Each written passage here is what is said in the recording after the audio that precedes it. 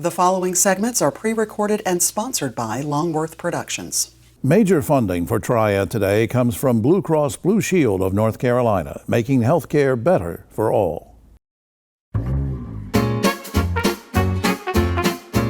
Public art on Triad Today.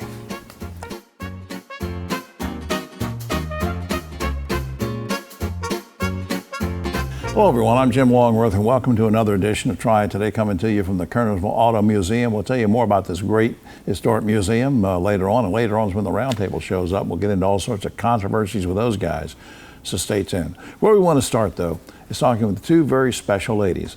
One lady we have on here a lot, and you've seen her many times on commercials and in here on my far right, Ashton Fowers, marketing manager from Modern Auto. They have many dealerships around the area, and her special guest is Chris Gentry, interim executive director for the Centers for Exceptional Children. Welcome, ladies. Good to see you. Good morning. Thank you. Ashton, let me start with you. Now, I understand you and I talked about this beforehand, that both sides of your family, both sides of the Fowler family, have been supportive of this center for a long time. Why is that, and how does this fit with the mission of Modern Auto and your family? Yeah, of course. So one of our missions is to give back to the youth in our community, and this aligns perfectly. Modern has been involved with the organization for a few years. We supported the golf tournament in 2021 and 2022, and then I think we fell out of touch a little bit, but my aunt on my other side of the family reached out, as she's been a volunteer for years, and asked if we wanted to get involved, and I said, of course we do. Yeah, because the golf thing, that's a big fundraiser for them. It is. It's a huge event for them, so we were very happy to be able to partner again. So we're glad to help. That's great. Chris, now let's bring people up to speed. When was the organization created, and what's the mission of the centers? The Centers for Exceptional Children has been around since 1952. We opened our doors to serve children with disabilities before the law even said children with disabilities had to be educated. Yeah. So we were around for a long time. Yeah, me too. I know how it is to be around for a long history. time. What kind of philosophy drives the work that you guys do? Our intent is to educate, to nurture, and support children with disabilities and their families. So we have a lot of programs that's the goal for, and we'll tell you more about that. Well, yeah. In fact, I was going to pin you down on this. Give me an example or two of a service that you offer to kids with disabilities, just in case we have some parents listening or whatever. Absolutely. We have a full-time child care program. It's a 5-star program with the North Carolina Division of Child Development, and we also have a developmental day component. So that means we can educate children with disabilities. We set goals for them. We provide a wide array of services, physical therapy, occupational therapy, speech therapy. Right there on site? Right on site. We've got a nurse full-time, so we're uniquely qualified to serve children with disabilities. Where are you located? We have 2 locations. Our primary location is at the intersection of Coliseum and Renolda Road in Winston-Salem, and that's where our infant toddler program is located. Right. Now, how would parents know or how to get involved? I mean, we're going to put up a website in just a second, obviously, but how do they sort of hook up with what you're doing and learn about it? Well, we also have the Family Support Network, which is our outreach for the centers, and that program is parents of children with disabilities who have also professional expertise in the disability field. So we have professionals that we send into the neonatal intensive care units at both hospitals, working with families as soon as a baby's born. And so they can relate to needs. These things and really, talk about it on a personal basis. Absolutely. Yeah, I just think that's great. How can the community help? I know that Ashton's talking about the golf tournament. Absolutely, that's a big one right now. Anytime families or individuals can access our website, donate through the website. But on Monday, November 3rd, we're going to host our annual golf classic at Maple Chase Golf Club, and we still have openings for individuals or teams, sponsors, and other donations. All right, well, that's great. Well, we might as well just put that up on screen, since Chris mentioned it. That's the 2025 Golf Classic, And it's Monday, November 3rd, Maple Chase Country Club. The website is the CFEC, and that's the abbreviation for the Centers for Exceptional Children, thecfec.org. That's up on screen. Also, please visit modernauto.com if you would. I know Ashton and her family would appreciate that, but I appreciate what your family does to support the community, Ashton, and tell your dad I said so, and your aunt and everybody. And Chris, it was great to meet you. Great to meet you. Thank you. Thank you, We'll be Ashton. right back after this. I am so Why frustrated. can no one help me? Waiting is the worst. I think it's healthcare is broken. At Blue Cross and Blue Shield of North Carolina, we get it. Really? Really. That's why we're making healthcare better for all. Starting with you. Yes, you, Daryl. We're making plans easier to navigate by putting your benefits, prescriptions, and details all in one place. Convinced? No. But it's a start. We'll take it. Blue Cross North Carolina. Making healthcare better for all. Starting with you.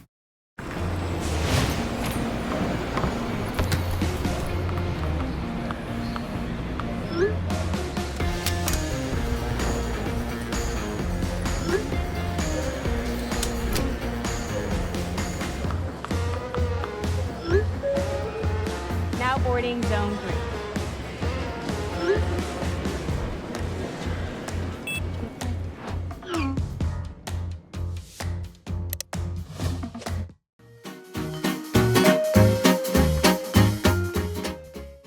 Back now on Triad Today, and always glad when this gentleman stops by to spend a few minutes with us. He is one of the busiest guys around, as you well know from seeing him on here before, that Kevin Baker, Executive Director of Piedmont Triad International Airport, has been so involved over the years with other regional leaders like himself to bring in so many of these big industries that are going to create jobs for us.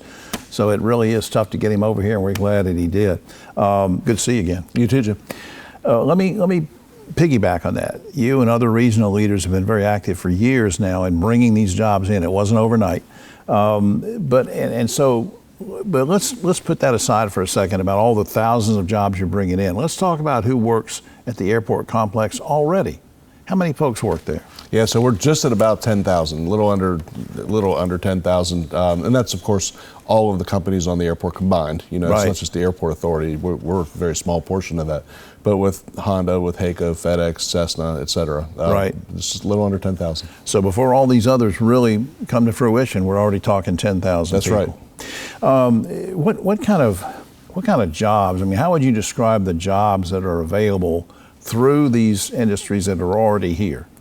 Yeah, Jim, I think it's obvious, you know, the public is very aware of the obvious ones, like, for instance, you know, aircraft mechanics, aerospace engineers, folks who work for the airlines, that kind of thing. But what's not so obvious, I think, is the fact that these are companies that have corporate headquarters here, you know, so you basically have all the things that would be necessary to run a business. So you got marketing people, you've got human resource people, you've got facility managers who are taking care of building spaces like this.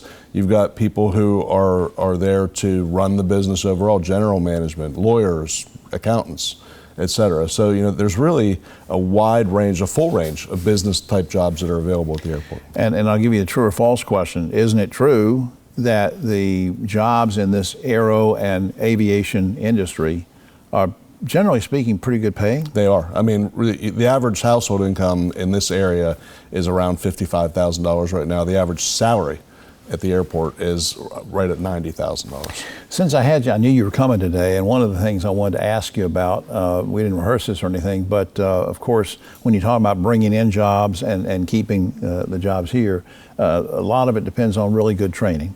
And just last week, GTCC, and you know the folks over there, great folks, have broken ground on a 70,000 square foot aviation training center. That's got to make you glad that that's there, right? There's no question about it. They broke ground an hour ago, actually. I couldn't join them because I had to come see you. Oh, well, see, yeah. that makes me feel special. Now, once in a while, I like to ask you a personal question. So, actually, somebody asked me about this. I'm going to ask you. When was the first time you remember getting on a commercial airplane, and what airport did you fly out of? I was 5 years old. I flew out of Pittsburgh International, and I flew to Washington, D.C. on Northwest Orient Airlines. Wow. Good experience? Yeah, it was really cool. I've always been a plane geek, so it was my first time. It was a 727. Pretty cool. You remember all that? I do. That started, and that was back during the Civil War, wasn't it?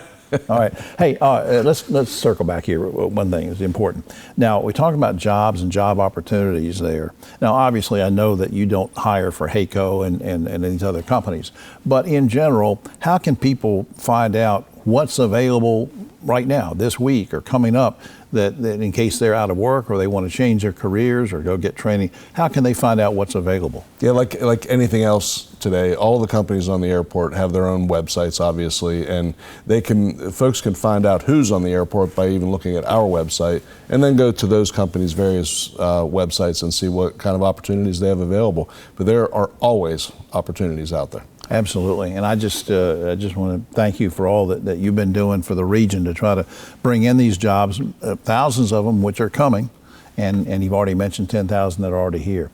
Now, if you go up on screen, we have flyfrompti.com is important because that's the general website, and what I mean by that is you can check. It can tell you about flight times and availabilities and departures and arrivals, but also it gives you more information about the workings of the airport and some other things going on there. Flyfrompti.com, and I hope you will check that out. Kevin Baker, thank you for doing this, sir. Thank you, Jim. All right, pal. We'll be right back after this.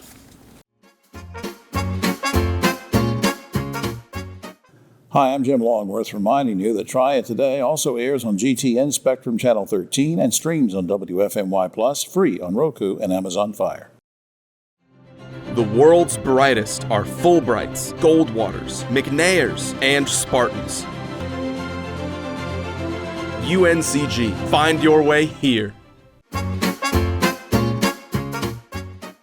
Back now on Triad Today, always glad when we can spend a few minutes with the guys from Daggett Schuler. They do such good work throughout the community, and we have a great segment for you now. On my right and far right, of course, Griff Schuler, David Daggett from Daggett Schuler, attorneys at law. Their special guest is in between, and he's Dr. Justin Frender. He's a physical therapist with Atrium Health Wake Forest Baptist. Good to see you guys. Good to be here. David, let's get serious for a minute. From a legal perspective, why is physical therapy so important after sustaining a personal injury or after filing a workers' comp claim? Yeah, so physical therapy is, for the patient, one of the quickest way to recover from a musculoskeletal type injury. And we've seen over the years that quality physical therapists have a huge impact on the health of an injured person. And if they have a case, that actually helps their case because physical therapists get them better, get them back to work, get them back to their job, get them on the road. They document the progress, and it's a win-win for everybody. All right, okay. Now, Justin, let me ask you, what's something that many of us might misunderstand about the recovery process after we've been injured? What would people misunderstand about that? I think one of the biggest misconceptions is that it is exactly that. It's a process. It doesn't happen immediately, and it's going to take some hard work and some dedication on both the patient's part and that of the therapist. Well, this is going to sound like a stupid question, but how do you keep people motivated to keep going with therapy to get better? Because I know David shared with us a personal thing off camera about that he's been treated. You've helped him with injuries, and David's a great athlete. But how do you keep him motivated? David, I know you don't have a problem with because he's motivated anyway. But somebody like me, what do you do? I think the biggest thing is to celebrate the small milestones as the process is going, and sometimes take a step back and think back to where you were when the whole thing started and then where you are currently. It is challenging. Recovery can be a long process, but if you celebrate those small milestones, it can make a big difference. Griff, what do you do as an attorney when you've got these injury cases to support the doctors and the therapists and what they're doing to help with the recovery process? Well, at Daggett Schuler, we really believe in coming alongside our clients and getting them educated on what their role is as the patient. And so one of the things we really emphasize is to make sure you don't miss your physical therapy appointments. Make sure you're fully engaged when you're there. That's very important for their recovery. It's also very important to their case. Sure. But one thing we've kind of already touched on is trying to educate them also on patience. on just being able to understand if you've suffered a bad injury, it's going to take time to recover, take things one step at a time. But one of the big things we're really big believers on is coming alongside our clients and help them through the recovery period until they get better. Right. Just a few seconds left. Justin, I'm just curious, who or what led you into a career of general health care like this and therapy? Well, I've been very active my entire life, and with activity comes injury. And I was injured, was a patient, and decided that would be a great career for me. Wow, okay. You're a self-motivator, aren't you? David, this is, to wrap up, this is National Physical Therapy Month, which I know you guys know. Any final thoughts on this? Yeah, physical therapists do a terrific job. I've been a patient of Justin's myself. I've seen it in action. It's hard work, but having a quality physical therapist, if you're injured or have any sort of muscular or structural issue, physical therapists can be very, very helpful, and we wanted to highlight that for Physical Therapy Month. Right, and maybe get you back sometime. I want to ask you things about home care too. I mean, I imagine you can go to people who have had some disability and work in their home too. Maybe we can get him back sometime, guys. All right, up on screen, a couple things here. You can reach Dr. Frender at 765-4703. And you can also please visit daggettschulerlaw.com or call 724-1234 if you need the help of these gentlemen. Guys, I appreciate all you're doing and for educating people. Thanks a lot. Good to see you. Thanks, Jim. Thanks, Jim. We'll be right back after this.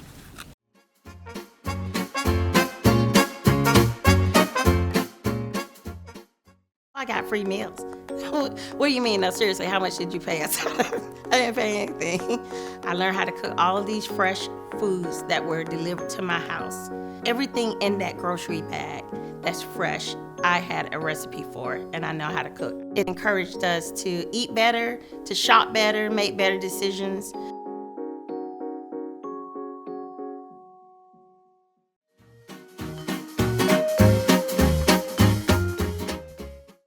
Back now on Triad Today. Always glad when we can spend a few minutes with some of the good folks at the city of Winston-Salem who work so hard behind the scenes. And fortunately, we get to see them in front of the camera on Triad Today, but they do so much work behind the scenes to help everybody and improve quality of life. With me right now, special guest. Well, on the far right, of course, our good buddy Pat Pate, city manager in Winston-Salem, and he brought along a special guest who's next to me, Erica Palmer. She's a public art project planner, and we're good to see both of you. Thank you. Glad to be here. Pat, let me start with you. Let's talk about public art. There's something called a public art commission that a lot of folks maybe don't know about.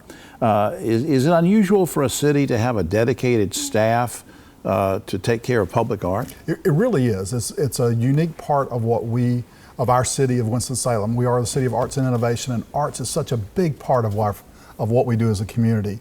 And so having a dedicated staff person to this and a dedicated public arts commission that's actually working to beautify the community is a great asset that we have. And we're really lucky to have Erica with us. Right. Now, Erica, why is it so important to have a focus on public art?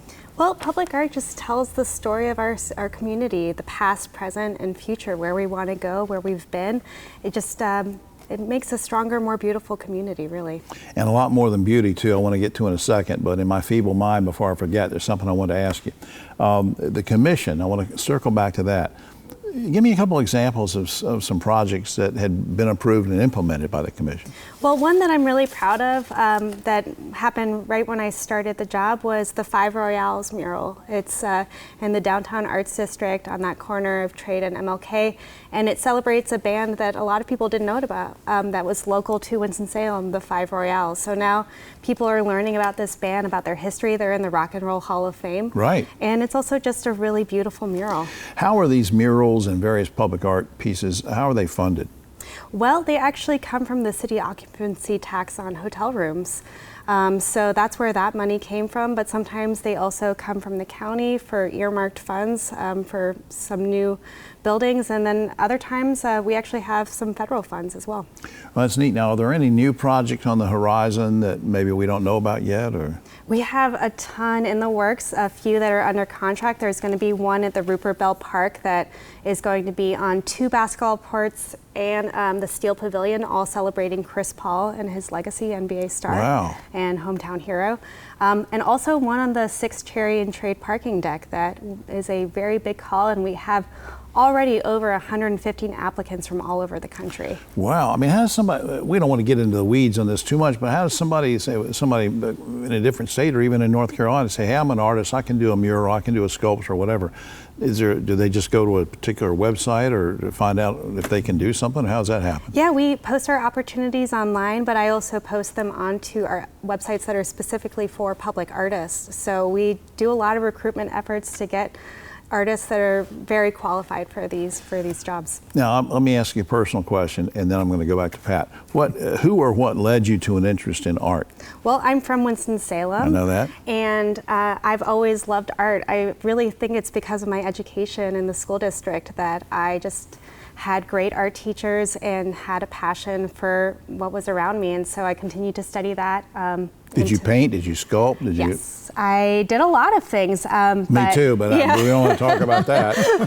Photography, painting, I even went to grad school for it. Oh, so, okay. Yep, I draw now, but really my passion in life became more about serving artists and helping them find other opportunities. Pat, let's wrap up with something here, because I want to come back to the beauty part of this. Certainly quality of life issue, but this is almost like an economic development thing too. It really goes to the whole issue of quality of life, public art, right? Absolutely. It's such a big economic development issue for our community, and that's why it comes out of our occupancy tax, because people come to our community just to see the art in our community. And so things like the Five Royales, we were talking about that mural before we came in here. It is such an important piece of our history that people don't understand, and that people will come to see that. That's right by our entertainment district. People are coming there to go to see other concerts, to see some of the other restaurants and breweries and things in the area. Right. It really drives economic development. Well, and everything goes in a circle, right, Pat? Because if people that are coming here to work in new industries or jobs, we've had a boom in that, they're deciding where they want to live, and this can be a factor. Up Absolutely. on screen, cityofws.org is the general website. You can also go to cityofws.org/1267, right? Mm-hmm. That'll get you some more specific information about this. To Pat and Erica, thanks for all you guys do. Thank you so much. We'll be right back after this.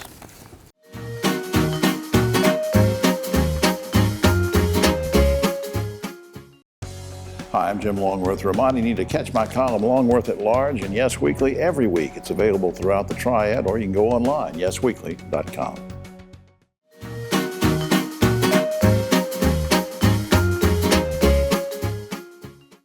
Major funding for Triad Today comes from Blue Cross Blue Shield of North Carolina, making healthcare better for all. Back now on Triad Today, just about time for the roundtable, but a quick shout out to the good folks here at the Kernersville Auto Museum. You have to come out here. It's a great place, and Friday, Saturday, and Sundays it's free. Come in and see a lot of history here.